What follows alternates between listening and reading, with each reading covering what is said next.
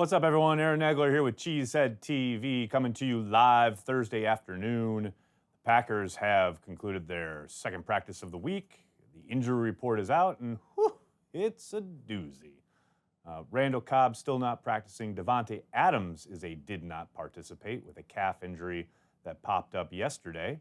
And Geronimo Allison still in the concussion protocol. That's right, the Packers' top three wide receivers all not practicing on Thursday. On the defensive side of the ball, the safety position taking a hit with Jermaine Whitehead popping up with a back injury. He is now did not participate. And Kentrell Bryce popped up with a ankle injury. He was a limited participant. So the safety position and the wide receiver spots, little banged up. A little banged up heading into Detroit on Sunday afternoon. Now, the good news is that one Aaron Charles Rodgers was a full participant. He was there. Jimmy Graham was back, albeit in a limited capacity. And Justin McCray was limited as well. So Jair Alexander also practiced, albeit limited. So there's some positive news there. But, the safety and wide receiver spots. It's going to be an interesting juggling act for McCarthy and company come Sunday afternoon. Hello to everybody in the comments. Good to see you all. Without Adams, we might just be toast. Kevin, please, come on now. This team's a little better than that. Give him a little credit. Don't forget, as Aaron Rodgers himself said at his locker yesterday, they went into Atlanta a couple years ago with Trevor Davis and Jeff Janis and, without any of their top weapons, and all those guys ended up scoring touchdowns. Now, yes, they lost that game, but they had every chance to win it. And it's not like they were completely bereft of offense. And the Packers still have options. They can still run the football. And the Detroit Lions have a terrible run defense. So that matches up very well. They still have a number of weapons at tight end, if they ever choose to go to them. And this may just be the week. And they also have three young wide receivers who have been working in this offense since the spring. You saw the ups and the downs last week with Valdez-Scantling, obviously on the near interception on the fourth down. But you also saw the go route that Rodgers hit him for a big play. And they've been practicing. They've been practicing with those guys all year long. So the cupboard's not completely bare, even if Adams is unable to go. You got to lace him up. No one cares about your injuries. That's the NFL. And you see what you can do on Sunday. What rookie is most and least prepared to start? Oh, that's impossible to say without being privy to practice, which we are not. Randy, hello. Aaron didn't need to practice. He's been throwing shade all week. Nice, DeMario. Very nice. Montgomery to wide receiver this week. Peter, Mike McCarthy was asked about that earlier today. I don't think it would be a full-time move, but I definitely think they will have some personnel packages and some looks for him either in the slot or even split out wide where he is back to his old tricks, so to speak, at the wide receiver spot. I don't think it would be a permanent move even for one game, but I do think they'll mix in some looks where he is split out, no doubt. What do you think the chances Adams plays? Well, Justin, it's not good that he went from, having a calf injury pop up and then all of a sudden he's completely a non-participant. We won't have any kind of real solid idea on that probably until maybe tomorrow, though I doubt McCarthy says anything. Saturday will probably give us our best indication when they go through their light workload practice and we see if he's a participant then or not. Greetings from Berlin. Harold, how are you? Thanks so much for jumping on. Do you think the Packers regret letting go of Hawkins and trading Pipkins? No, Norman, I don't, actually. You look at the pickup in Breeland, he's probably better than both of them. And the young talent they have on hand, I think they're doing fine. Do you think we will see Breeland? Steve, I do. I think we'll see him mixed into the dime package this week. That's provided that he's up. He wasn't last week. But I suspect, they've given him a week now to get acclimated to the scheme. I wouldn't be surprised at all, especially, look, Jair Alexander's been practicing in a limited basis, but a groin injury, they can be tricky. They don't want to push it maybe. They shut him down. They bring up Breeland. I could see Breeland getting a lot more minutes than maybe we're thinking right now if Jair isn't able to go. Sheboygan Falls, what's up, Bradley? Shouldn't you be watching the Brewers? It's just about game time. Norman, I got work to do, man. The Packers are my life. I'll watch the Brewers a little later. Thoughts on cornerback depth chart with Breeland, who loses snaps? We got to watch how it shakes out. Probably nobody initially, unless Jair is hurt. But if everybody's full strength, I think you're going to see Tremont, Jair, and Josh Jackson most likely as your top three, and then they'll use Breland in the dime. I don't think they signed him to take anybody's job away. I think they signed him to take the place of Devon House. Rodgers defended McCarthy in 2016. Why do people think there is a problem now?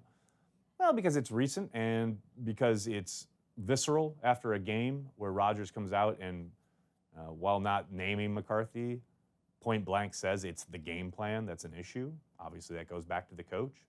So, there's always going to be ebbs and flows with the 24-hour news cycle, especially in this day and age. Hell, it's an hourly news cycle the way the internet and Twitter work. But McCarthy and, Rodgers at his locker yesterday, all saying the right things. I don't doubt that they have, patched up whatever they needed to patch up, and now they continue on. But whenever this crops up, you're right. They always kind of get back to defending each other and having each other's back, and I think that's the way it'll always be. Let's be honest, who's watching this right now? Paul, you are. Thanks for joining us. Do you expect Breland to play Sunday? I do, Norman, yes. Will we re-sign Wilkerson? Freddie, that's a really good question. I know Ian Rappaport reported that he had successful surgery on the ankle. I wouldn't be surprised to see him back. And I think, he made a good impression in Green Bay. Mike Pettin spoke highly of him in his second term with him. The coaches seem to like him, seem to get along really well with everyone in the locker room. I think a lot of it obviously will be about how his recovery goes and then what they come down to with money. But, I think they would welcome him back. Obviously, he's not going to hit the market the way he wanted to, and that may play in the Packers' advantage. If we release Clay and Perry, how will we find pass rushers? Most likely through the draft. It's very rare that effective edge rushers come free in free agency. Now, that doesn't mean it can't happen at all or it never happens, but more likely than not, they will look to the draft. Thanks, Paul. When is the giveaway of the iconic Nagler hat? Oh, I don't know about all that. I love my hat. What do you think about Packer fan pages? I don't know. Is that a specific website? I'm not familiar with it. Is B.J. Raji going to play this weekend? Nice, Scott. The return of the B.J. Raji comments. I love it. Any chance Mo returns late this season? Oh, Riley, if you're talking about Wilkerson, I would be absolutely shocked. That seemed like a pretty significant injury. And sure sounds like he's going to need a significant amount of time to recover. Do we really expect anything to change in the game plan? When was the last time McCarthy admitted he was wrong with his offensive strategy? Well, you're saying admitted he was wrong.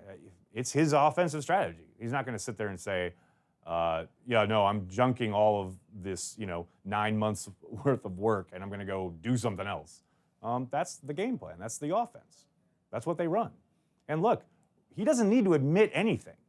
What needs to happen is people need to execute. I said it on Transplants last night.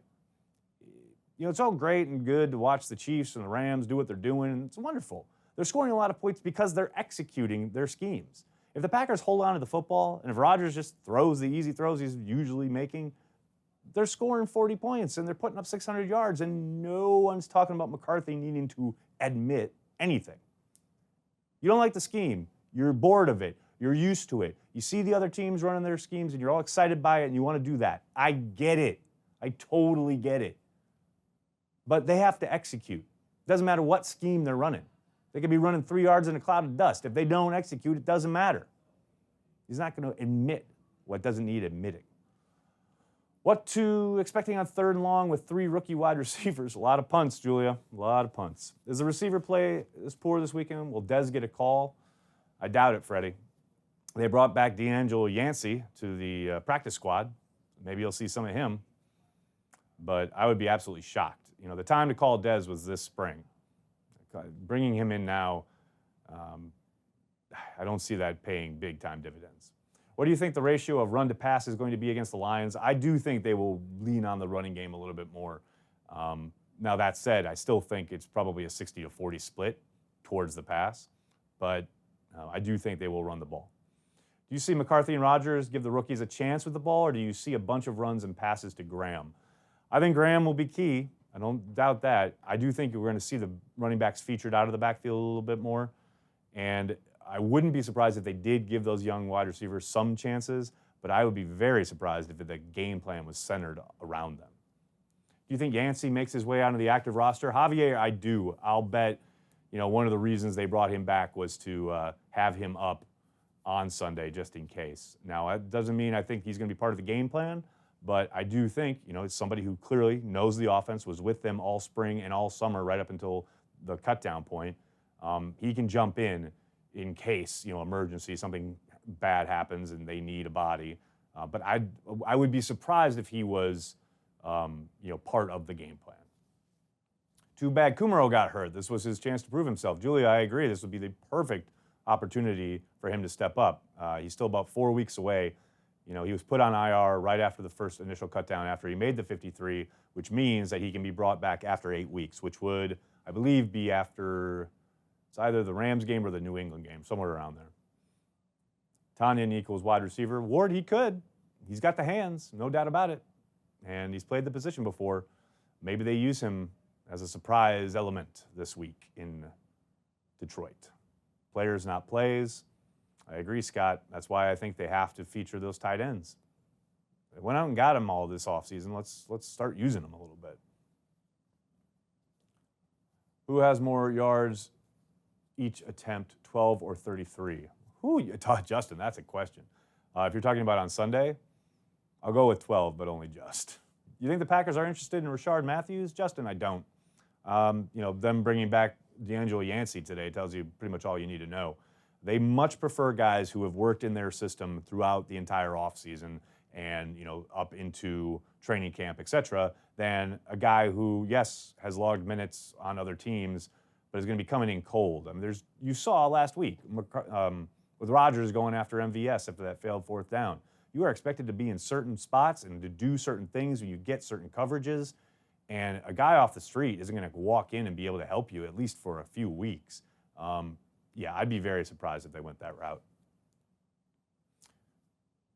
Which IR designation is most likely to return this year? Good question, Andrew. I mean, Kumaro would be good right now, but I don't know if that's going to be the case in a couple weeks if everybody gets healthy. That's something that, let's get closer to that 8-week declaration point, and then might start having a better idea. Hi from Austria. What's up, Stefan? Thanks for joining us. Aaron Jones, 160 yards and 3 TDs. Braden coming out hot. I like it.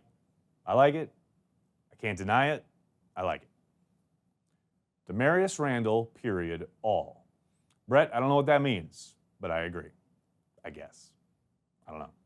Most importantly, will Tremont still be back fielding punts, and how much will he age during the live stream? I'm glad you like that, Kyle. For those of you who missed it, every time Tremont Williams went back for a punt during the live watch party, I kept increasing his age. The first time I think it was like 100 years old, Tremont Williams back to receive the punt. Next time it was 1,000-year-old Tremont Williams back to receive the punt. By the end of the game, I think he was 1,000,000 years old or something. I'm not a fan of Tremont back there. I get why they didn't want to put Jair, I guess, because A, they don't want him to get hurt, and B, they value what he brings on defense, and C, maybe they don't trust him. I think that's a big part of why they've used Randall Cobb and now Tremont Williams back there. But man, just feature your talent. I went on this rant a couple of weeks ago. Just feature your talent. Jair is an electric athlete, and he's done it before. It's not like he's never returned punts. He's returned punts in college before. Get the ball in his hand. Get him in the open field. Let's see what he can do. Tremont Williams, I love him. God bless him. But they've told him, just catch the punt cleanly, and that's it. If you get some yardage in return, fine, but don't go crazy. I want Jair Alexander to take one to the house. I want him to do some craziness, run it across the field and run all the way back again and get it upfield, make people miss, make something happen, be the athlete that he is. I know. That's just me. We need Jimmy and Jones to have a big game on Sunday. Julia, I would agree.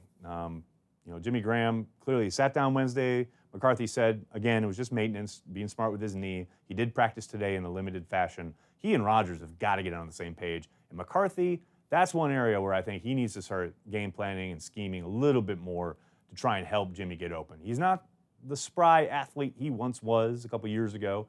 He's still a big target over the middle, big guy who can be featured Use some bunches, use some rub routes, get him going. Get him and Aaron going. Create some easy throws early in the game to get those guys in a rhythm. Because I do think Graham still has the ability to be a big-time weapon in this offense. Don't we have like 100 wide receivers that could return punts? Dusty, I don't know. Watching this summer? No. I mean, that's the thing. You want to think you could throw anybody back there, but it's a pretty specific skill, and it's hard to do. You just throwing anybody back there doesn't work. Tanyan with surprise throw as a QB. Woo, Ward going deep. Will Mike McCarthy still be coach next season? Oh, whoa. Throwing in these big picture questions. Got to let it play out. I mean, if they make the postseason, make a run to deep into the playoffs, yeah, probably. If they, say, make it in, limp in as a wild card or something and lose, good chance not. If they miss the playoffs with a healthy Aaron Rodgers all season, yeah, no, he's gone.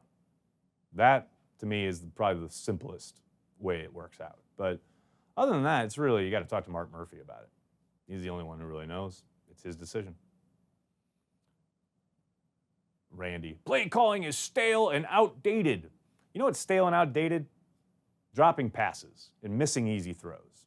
They stop doing that, doesn't matter. They'll be scoring points, they'll be moving the football, and none of this will matter. Mercedes still blocking well, saw a bad report. Oh, Ward, I think you were talking about Andy Herman's Twitter feed. It's funny because he has one or two really bad plays every game. And it's been noticeable that it has happened every game.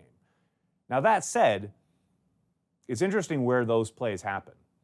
Whether it's a zone stretch play where he's backside, he's spent his entire life as an inline tight end, blocking much more power schemes, or a third down where they're trying to take a shot and he comes in cold off the bench and whiffs on a block. That happened 2 weeks ago. I would be of the opinion, this is just my personal opinion here, I haven't talked to anybody in the coaching staff or whatever, if they got him in on a regular basis and got him playing and in a groove, you see a lot less of that. That would not happen on a weekly basis. But because they barely use the guy, and then when they do use him, they're not exactly playing to his strengths, you've seen some slip-ups, you've seen some bad plays. But for all those bad plays, I can also show you plenty where he's burying people. So it's not like he's forgotten how to block. The guy's still a monster. I miss when Edgar Bennett was the wide receivers coach. Bradley, I do too.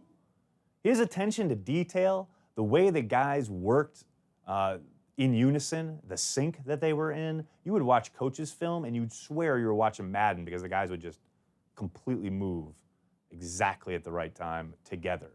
And the way they would pluck the ball out of the air and the ball security, everything about when Edgar was the wide receivers coach. I'm with you. He and Jimmy, those two did the deed. Since then, it's really fallen off. Rodgers passes off last week because leg was feeling better. That's a theory, Ward. Will we try to trade Kaiser this offseason? I doubt it. They really like him. They see a guy that they can develop, so I'd be very surprised. Geronimo dropped so many last week, he did. It was a subpar performance for a guy who has been rock solid so far this year up until that performance. But he still caught a bunch of balls and still played well overall. But yeah, it was a disappointing performance after a really solid start the first 3 weeks. Tucson, what's up, Robert? Too many injuries. Fire the training staff. Regards, Brady Papinga. We've been down that road. It's not the training staff. I'm more knowledgeable than Coward and Skip. Alan, thank you for that. I'll still trade places and take their bank account. Thanks.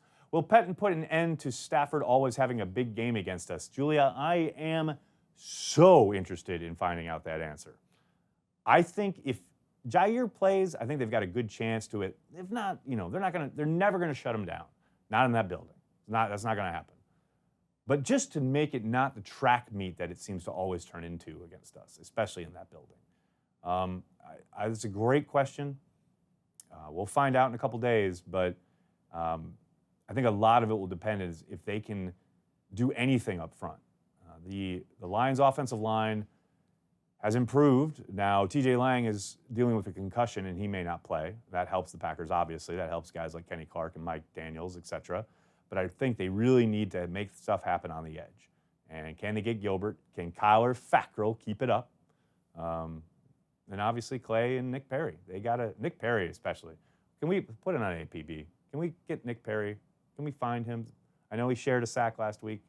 It was nice to see him join the party, but he needs to start affecting the quarterback a little bit more. Was that Aaron Jones run on 3rd and long a 4-down territory call? Most likely. Move Ty to wide receiver. I think they'll do a little of that. Predictions for the defense by the end of the season. I got nothing for you right now. Kevin King coming back this weekend. Dusty, it looks promising. He has been a full participant both yesterday and today with that shoulder. Or not, I'm sorry, not with the shoulder. I can't remember what he's dealing with. Shoulder was last year. But yes, he's been a full participant. So that points to his being able to go on Sunday. I think it was a groin. That's it. We've been creating turnovers on defense, but we need points off those turnovers. Scott, thank you. Turnover differential has been okay, but if you can't capitalize, it doesn't mean anything. And that's where the offensive struggles have really hurt. It is situational football. It is, helping one unit helping the other. It all works together. Very astute observation there. Was Kyler's 3 sacks part of garbage time, or did he clearly beat his block? Well, his first one, that shouldn't even have been his sack. They credited it to Kyler when actually the quarterback tripped over the offensive lineman's foot. The second one, I think, yeah, you could say that was legit. The third one, he beat a raw tackle who was in on the second play because Mills went out with an injury, but he beat the guy, so it counts. My whole thing coming off that game was you got to temper your enthusiasm just a little bit because of the situation. You can call it garbage time or whatever, but clearly the Packers are playing coverage. They know, the threat of the run isn't there. So guys up front, they can pin their ears back and get after the quarterback, and everybody in the back just playing coverage, playing off, let them have this stuff underneath. So it's not a real kind of game flow situation. But it's still between the white lines. The clock hadn't hit 0. It's still part of the game, and it counts. So you can't take that away from Fackrell, but what you would like to see is have that translate a little bit more to when the game is in doubt, in the balance, actually, in the flow, so to speak. Every year, Mike McCarthy shows he has more class than Rodgers ever will. Wow, that's a statement. Not sure I agree with it, but I do think McCarthy doesn't get enough credit for always taking the high road when his quarterback is constantly taking passive-aggressive shots at him. People want HaHa's head, yet he leads all safeties in interceptions since 2016. I saw that note. Got to think that raises his asking price in negotiations. Yes and no. I mean, you got to look at some of those interceptions. I mean, in Washington, it is literally thrown right to him. Against Minnesota, it's a ricochet off a wide receiver's hands that should have been caught. Some of it's opportunity. I mean, the Packers could turn around and say, Mike Pettin put you in those positions. But that play against Buffalo, yes, it's against a rookie quarterback who led him right to it, but that was a big-time play. That's a guy who is not going to be denied. And that's the kind of play we haven't seen enough of from HaHa. Now, he keeps putting those on his resume.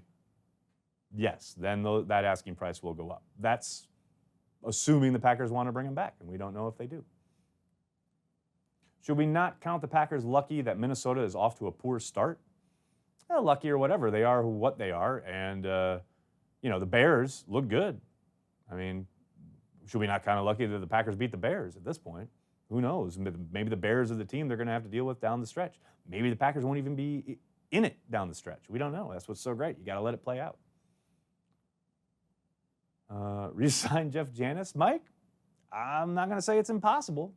I would doubt it, given the history with 12, not trusting him, etc. But if these injuries at wide receiver linger and they need somebody, bring somebody back who obviously knows the offense, maybe.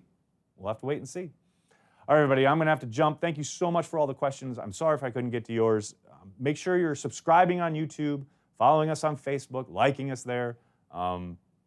check out Packer Transplants. We had a brand new one last night. That's up at our YouTube and our Facebook page. And don't forget, this Sunday, Corey and I will be right here watching the game. We'll have the YouTube watch party. That's only on our YouTube channel. So subscribe. Get ready for that. It's going to be a lot of fun. Thanks a lot, everyone. Talk to you tomorrow.